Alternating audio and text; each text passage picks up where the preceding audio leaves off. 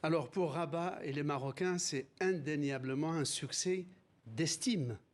Parce que pour le Maroc, la marocanité du Sahara est une cause sur laquelle on ne transige pas. Pour les Israéliens, j'ai regardé la presse israélienne, même le quotidien Israël Hayom, Israël aujourd'hui, qui est un journal pro-Netanyahou, l'information a été donnée avec neutralité, tout en rappelant que le statut final de ce territoire devra être déterminé sous les auspices de l'ONU. Donc, c'est un succès d'estime, mais qui n'aura pas force de loi internationale parce que le Sahara occidental fait partie de la liste de l'ONU de ce qu'elle appelle les territoires non autonomes. Il y en a 17 dans le détroit dans Gibraltar, la Polynésie française, les îles Moluques ou les îles Caïmans.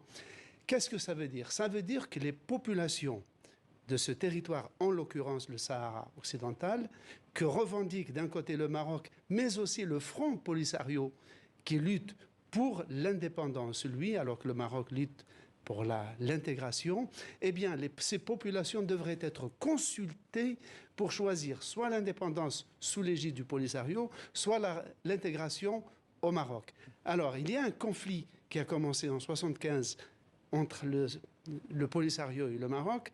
En 1991, l'ONU a établi une trêve et elle a envoyé une mission de maintien de la paix pour surveiller la trêve et préparer le référendum. Ça, c'est la grande question.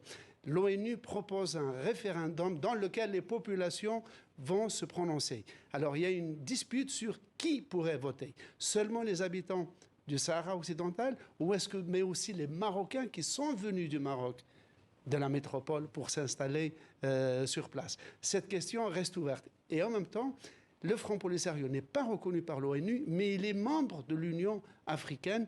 Il est soutenu par certains États africains, décrié par d'autres, et soutenu évidemment à fond par l'Algérie, ce qui a fait que les relations entre l'Algérie et le Maroc ne vont aller que s'aggraver. L'éclairage de Slimane Zeguidour. Merci beaucoup Slimane.